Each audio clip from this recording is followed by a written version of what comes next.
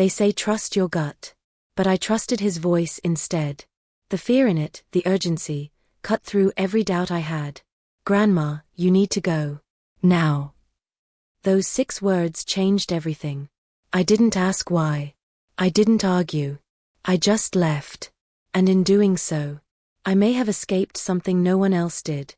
It's funny how the little moments in life can echo so loudly later. Like the creak of a floorboard or the way someone avoids your eyes. You don't always catch it right away. But your body remembers. My bones remember. I'm sitting on the edge of my bed, tying the laces of my walking shoes. It's just past 7:30 a.m., and the autumn sun is barely lighting the window pane. The coffee maker gurgles in the kitchen downstairs, and the smell wafts up like it always does. A steady comfort. The kind I built this house around. This is the home I've lived in for over 30 years. Where I raised my children. Where I held my husband's hand when the light in his eyes started to fade. Where my grandson Mason first learned to ride a bike in the driveway and fell face first into the bushes. We laughed about it for years. Mason is 25 now. Sharp-minded. Too observant for his own good, I used to say. He visits twice a week. Sometimes just for tea. Sometimes to help with the gutters or fix a light I pretend not to know how to reach. He's been my rock since his parents, my daughter and her husband, moved across the country. Last night, he stopped by around 9. I wasn't expecting him. He didn't sit. Didn't take his coat off. His eyes scanned the living room like he was mapping exits. Grandma, he said. I need you to pack a bag. Just a small one. You're coming with me for a few days. I looked at him like he'd grown another head. Mason, what are you talking about? I haven't finished sorting the guest linens, and I have an appointment Tuesday. He stepped forward, crouched in front of my chair, and gently placed his hands on mine. Grandma, you need to go. Now. Don't ask why. Just trust me. Please. There was a tremble in his voice. A sort of quiet panic I'd only ever heard once before, when he was 10 and found his cat frozen under the porch steps. My heart thudded. Is something wrong? I whispered. His jaw flexed. He didn't answer. So I packed. I didn't know what to take, so I chose the practical, my arthritis meds, my checkbook, a framed photo of me and my late husband from the anniversary cruise. And the gold key necklace I hadn't worn in years. We drove through the night. Mason didn't speak much. Just kept checking the rearview mirror like a hawk. We stayed at a roadside motel 2 towns over. Mason handed me a room key and a burner phone, said, I'll be back tomorrow, and left before I could argue.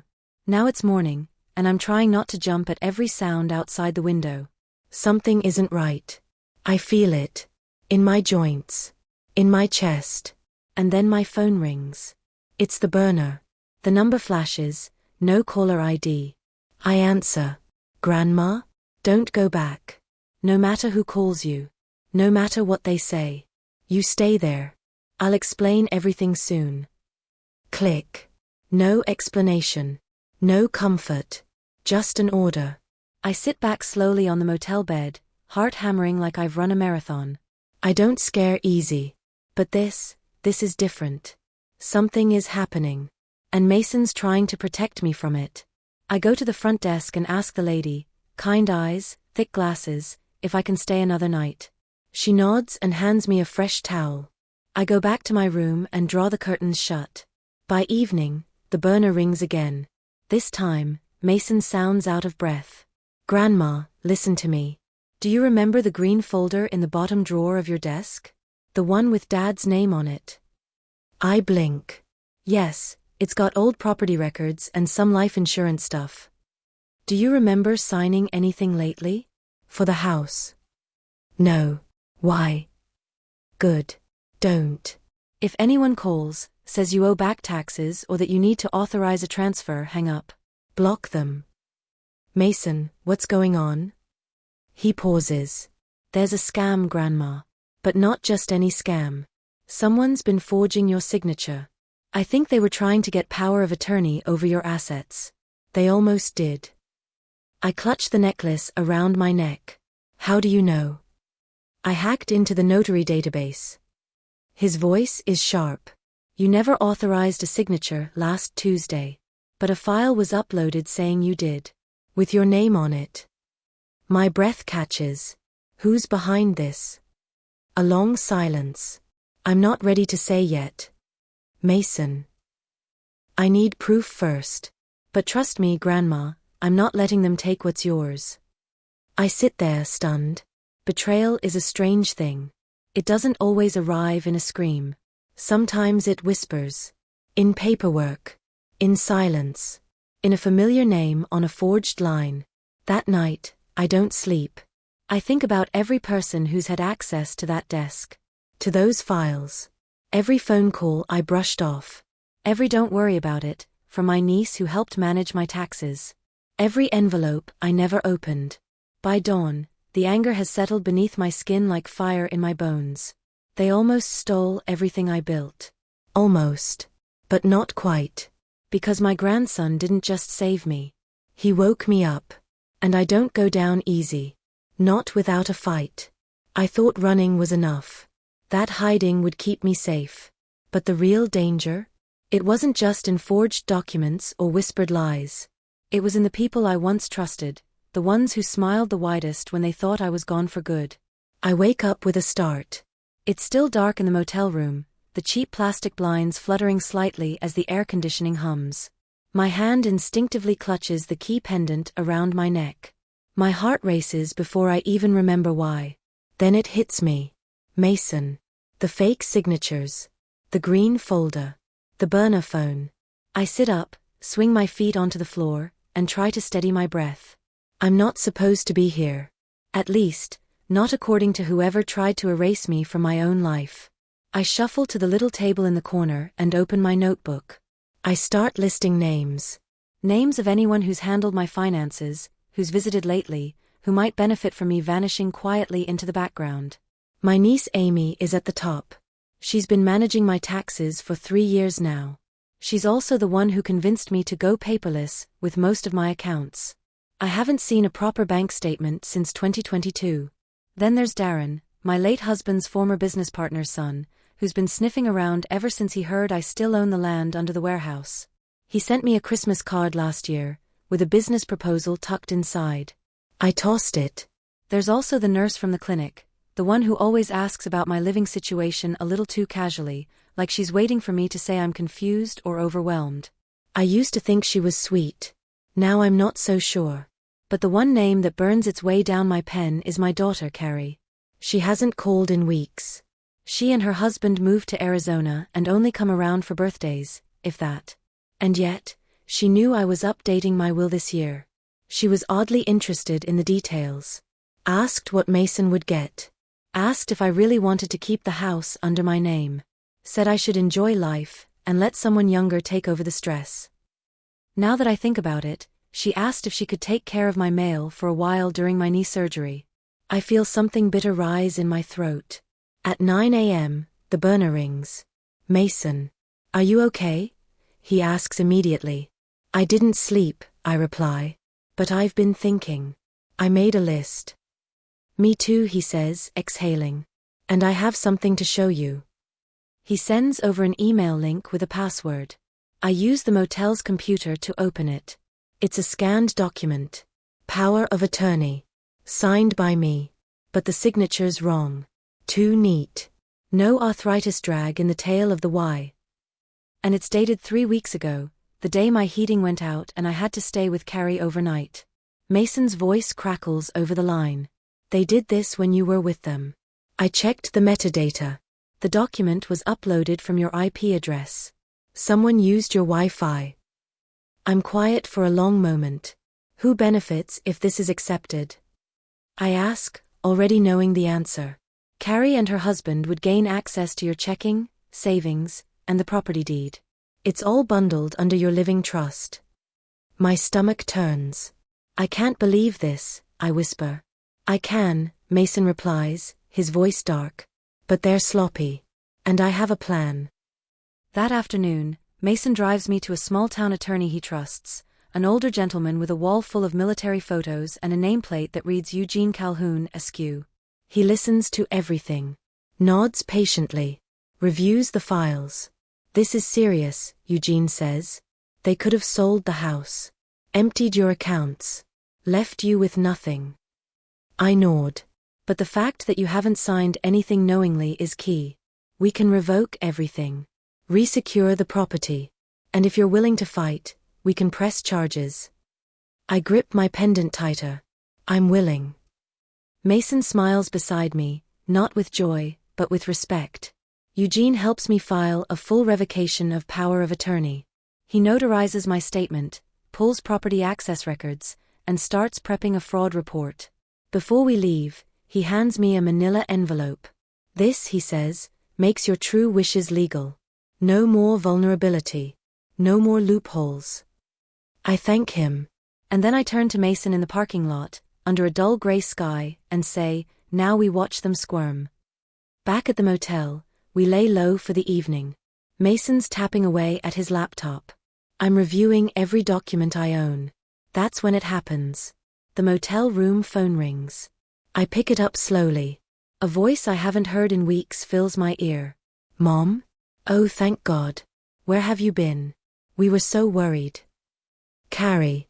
I don't say a word. I've been calling and texting. You just disappeared. Are you okay? My mouth goes dry.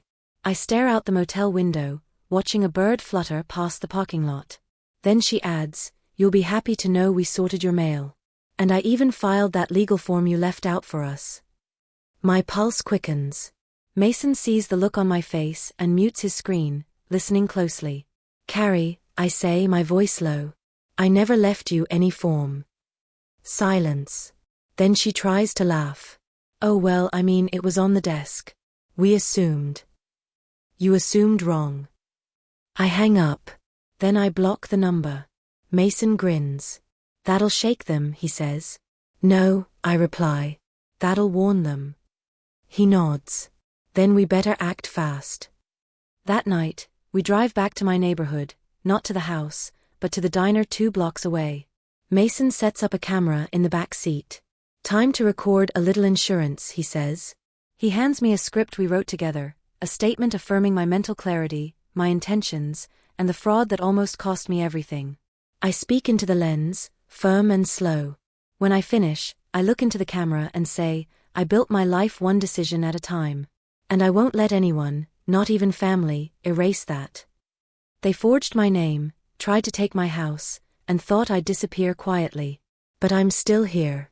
And now, I'm the one setting the trap. It's been 3 days since Carrie called pretending to care. 3 days since I blocked her number and sent a certified letter to my bank revoking all unauthorized access. I'm not waiting around anymore, I'm stepping into the storm they created. We've moved into a short-term rental under Mason's name, just 20 minutes outside town. Not flashy. Not suspicious. Just enough space for me to feel like a person again. On the 3rd morning, the doorbell rings. I freeze instinctively, until Mason walks over calmly and peers through the peephole. It's a delivery, he says. Flower box. He opens the door, and I watch as he signs for it. My hands tremble when I see the card attached. A white envelope with neat handwriting. Inside it says, Glad you're safe. Let's talk soon. C. Carrie. She knows where I am. We spend the next 2 hours checking for tracking devices. Nothing obvious, but the paranoia sticks. Either she followed the lawyer's mail, Mason says, or someone saw us around town. I nod slowly. It doesn't matter. I want to end this. He looks at me, eyes steady. Then we need to catch them red-handed. We go back to the lawyer, Eugene. We tell him about the flower delivery. He grimaces. They're circling. Testing your reaction. So what do we do? I ask. He leans forward, fingers pressed together. We bait them. Mason smiles like he's been waiting for this. The plan is simple. We plant false information, rumors that I've officially transferred the deed and that the papers are being mailed to a local title office. We leak it through someone neutral. An old neighbor who still thinks Carrie walks on water. I call her from a payphone at the grocery store. Would you believe it? I say cheerfully. I finally gave in and passed the house to Carrie. I'm tired of fighting city taxes. Let the kids deal with it. She clucks sympathetically, probably already dialing Carrie's number before I even hang up. Now we wait. By nightfall, we're parked across the street from my house in Mason's car, wrapped in shadows. It's surreal, watching your own home from the outside like a stranger. Then, around 10:14 p.m., a car pulls into the driveway. Not mine. A sleek black SUV. I recognize the plates. Carrie. She steps out, looking around quickly, followed by her husband, holding a small folder under his arm. They don't knock. They use a key. A key I never gave them. Mason silently starts the camera from the dashboard. Now we watch, he whispers. Inside, the lights flicker on. We can't see what they're doing, but the way they move from room to room, flicking on the office light last, tells us everything. They're looking for documents. Looking for the deed. Except, there's nothing to find. Because I never stored anything there. Not the originals, not the copies. Not since the first time I noticed Carrie asking too many questions. They ransack the drawers. We see their silhouettes arguing through the curtains. At 11:07 p.m., they leave, empty-handed and frustrated. Carrie slams the door. Her husband kicks the porch step. Mason exhales. Got it all on tape. I nod, heart pounding, but calm. It's time. The next day, Eugene files the footage as part of our legal packet. We also add Mason's earlier email trail, the forged documents, and my notarized statement. By 2 p.m., the sheriff has enough to issue a formal warning and start the paperwork for a full investigation. But I want more than that. I want a meeting. 2 days later, Carrie calls again. This time from a blocked number. Mom, we need to talk. Please. I agree to meet. Neutral location. A quiet cafe downtown. Mason will sit nearby with his laptop. The sheriff is on standby, just in case. I arrive first, wearing my forest green cardigan, my hair done neatly, eyes tired but clear. When Carrie walks in, she looks shocked to see me composed. Maybe she expected me to crumble. To cry. But I smile. Hello, dear. She sits stiffly. Her husband lingers by the door but eventually joins. I order tea. Then I lay out 3 things on the table. A copy of the forged power of attorney. A printed still of them entering my home at night. A letter from Eugene explaining our intent to file for fraud. Carrie turns pale. Her husband's jaw clenches. I don't know what this is, she stammers. You do, I say gently. But I'll give you one chance to walk away. Her husband hisses, this won't hold up. I raise a hand. Try me. I slide across a final paper. It's a revised will. Filed the previous morning. Mason's name is the only one listed under beneficiary and medical proxy. Carrie stares at it, speechless. Leave, I say calmly. Or I'll press charges today. They leave. Not a word. Just the sound of a chair scraping across tile and a doorbell jingling as it shuts. Mason slides into their seat, smiling. How do you feel? Like I'm not done yet, I whisper. That night, I return home for the first time in weeks. It smells faintly like lemon cleaner. Probably Carrie tried to cover her tracks. I light a candle. I open the windows. And I breathe. But then I walk to the study, open a locked drawer, and pull out the one thing they didn't know I kept. A signed confession from years ago. From a different betrayal. Carrie's, too. A loan she took in my name when she was younger, and I covered to keep her record clean. I stare at it for a long while. Then I put it in a new folder labeled, Insurance. They thought I'd stay quiet. That I'd fade into the background like a harmless old lady. But what they forgot is I don't forget. And I don't forgive. The house is quiet now. Carrie hasn't dared to come back since the cafe meeting. I've changed the locks, set up security cameras, and filed the formal police complaint with Eugene by my side. The sheriff's office is slow-moving, but the fraud report has weight now, especially with Mason's digital trail and my video testimony. But I'm not just here to defend myself anymore. I'm here to finish this.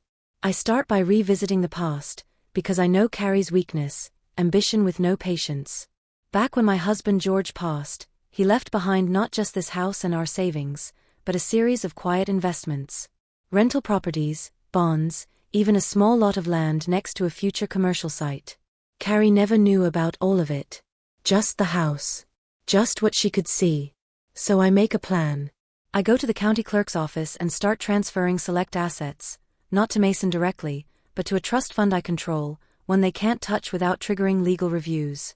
Next, I contact the local newspaper. I don't give my name, not yet, but I leak a tip about elder fraud happening right in our town. They bite. A small story runs a week later. The headline reads, "Trust Betrayed, Elder Fraud on the Rise, One Family's Silent Battle." It doesn't mention me by name, but the implications are there. Carrie knows.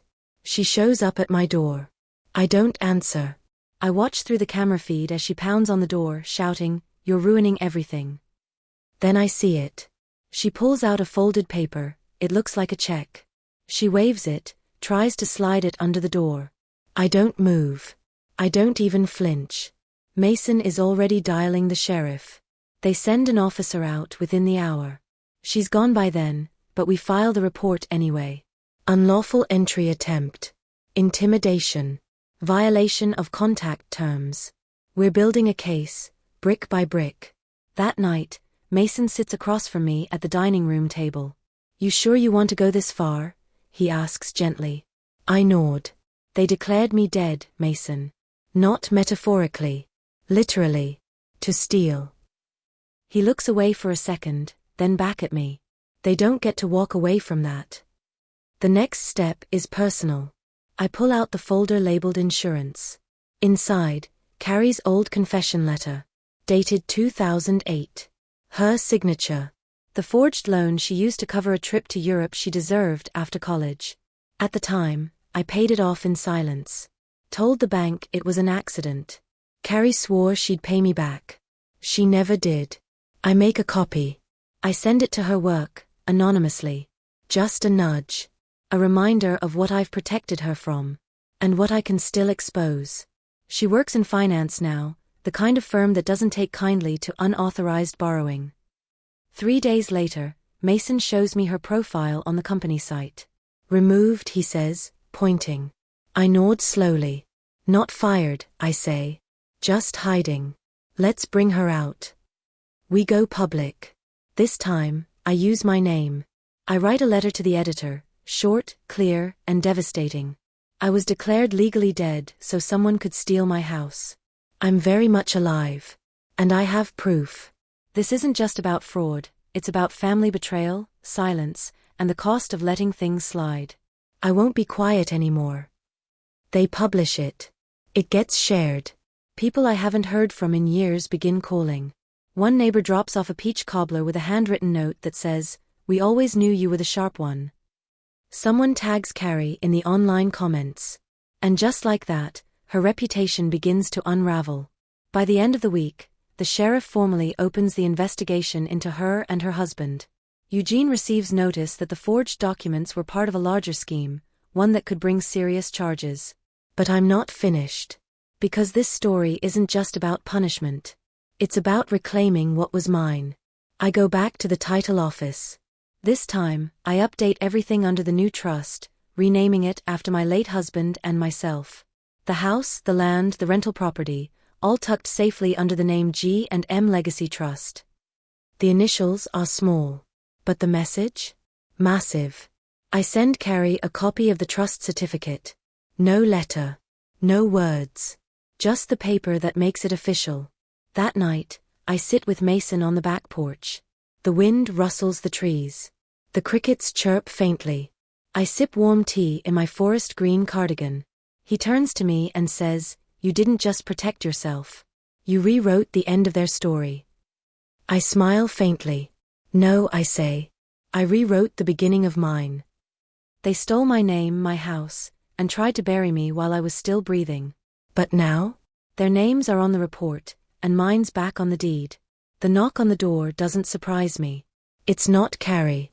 Not this time. It's the sheriff himself.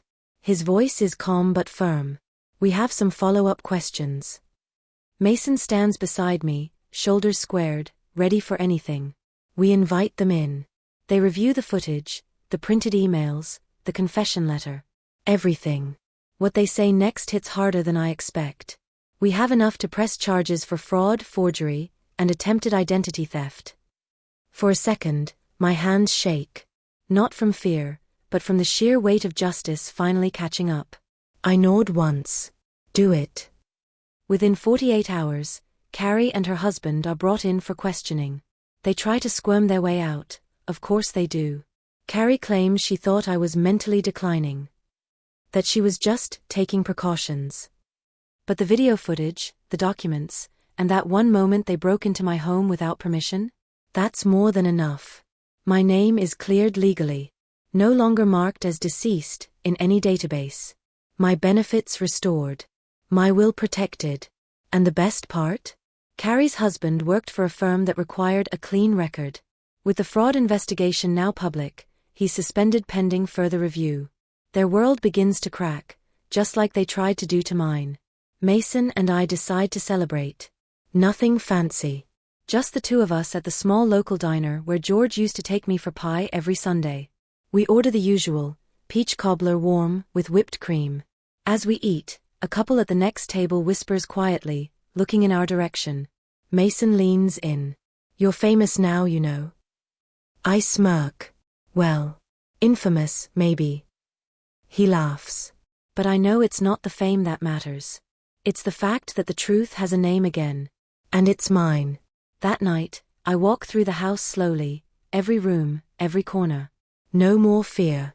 No more hiding. I run my hand over the mantel where George's photo sits. I did it, I whisper. Then I pull out one more surprise. From the locked drawer in my bedroom, I take a sealed envelope addressed to Mason. He notices when I walk into the living room with it. What's that? He asks. My update to the will, I say.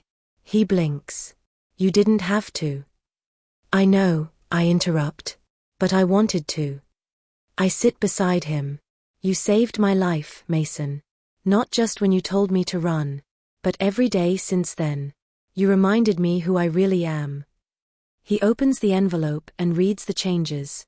His eyes water. I gently place my hand over his. It's all going to you, sweetheart. Not out of obligation. Out of pride. But just when I think it's over, another call comes. This time, from the bank. Apparently, a week before the fraud investigation went public, Carrie and her husband tried to secure a personal loan, using a forged asset list. One of those assets? My land. The land George bought decades ago, now part of a newly proposed shopping center build-out. They thought they could sneak in and stake claim before the commercial boom. Too bad they didn't know I already had it protected in the trust. Now the bank's requesting a formal statement. And the sheriff wants to add this to the charges. I don't hesitate. Do it. Then comes the media request. A local news station reaches out. They want to run a longer feature on elder financial abuse, and they ask if I'd speak on camera. Mason's protective instincts flare instantly. Only if you want to. I think about it. About how many people are too scared to come forward. How many let their own children walk all over them out of guilt. Then I nod. Yes. I'll do it. 2 days later, I sit in front of a soft-lit camera with my cardigan neatly pressed, makeup lightly done, and George's old watch on my wrist. I look straight into the lens and say, they thought I was too old to notice. Too tired to fight. But you don't get to erase someone's existence and expect them to vanish quietly. I tell my story.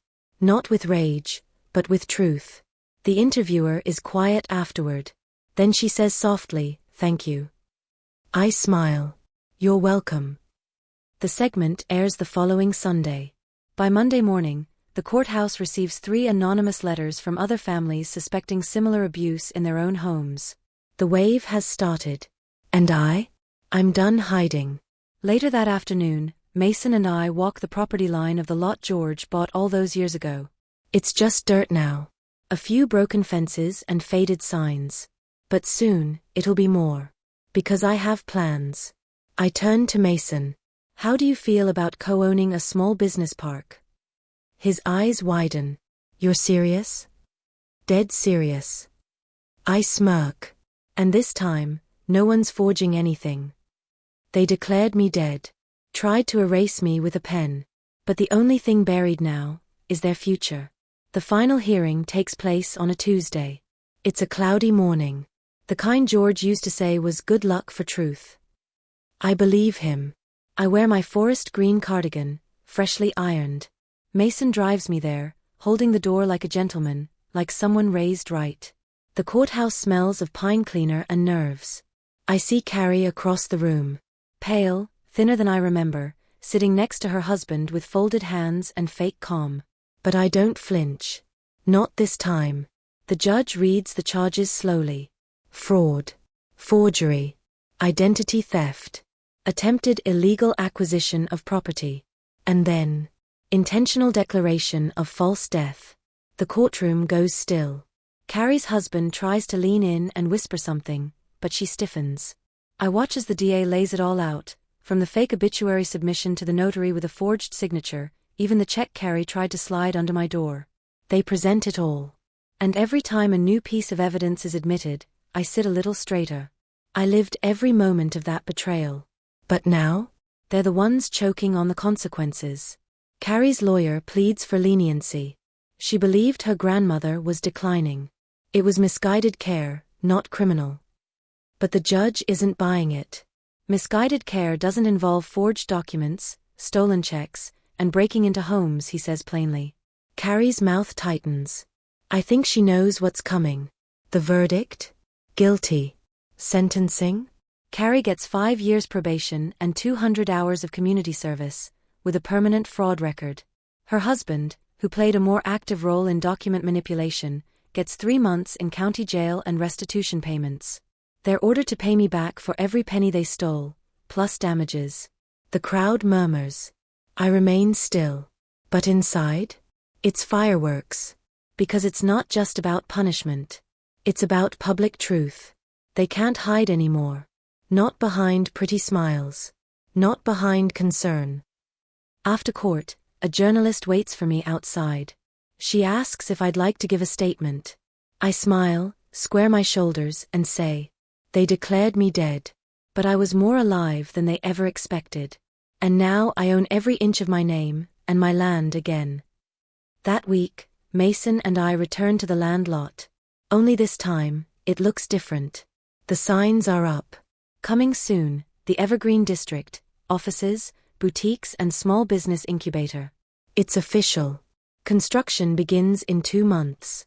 I already selected the architectural firm. A female-led team, handpicked. Every dollar invested came from my trust. No loans, no co-signers. All of it clean. All of it mine. I also make a decision about the house. I'm not selling it. Not anymore. It stays in the family. But not just any family. Mason. He's the new legal co-owner, effective immediately. When I hand him the paperwork, he tears up. You didn't have to. I wanted to, I say again. He nods. I'll take care of it. I promise. I believe him. Because Mason didn't just stand by me. He stood with me, when everyone else vanished. And Carrie? Last I heard, she's working at a small retail job in another town. Her husband is out, quiet, keeping his head low. Funny thing about people like them, once their secrets are out, they shrivel under the sunlight. They were never strong. Just entitled. Weeks later, I'm invited to speak at a local college about financial awareness for seniors. I tell my story again, this time to young minds who are just beginning to understand how powerful and dangerous trust can be. One student raises her hand. Did you ever regret not cutting them off sooner? I think for a long moment. Then I answer honestly. No. Because I gave them every chance to do right. And when they didn't, I gave myself every chance to rise. That night, Mason and I toast on the back porch with sweet tea. The stars above us shine bright. The lights of the property sparkle in the distance, as construction begins. You know, he says, you didn't just survive all this. I raise an eyebrow. No. He smiles. You thrived. You built something no one can steal now. I nod slowly. And whisper, this time, I wrote the ending.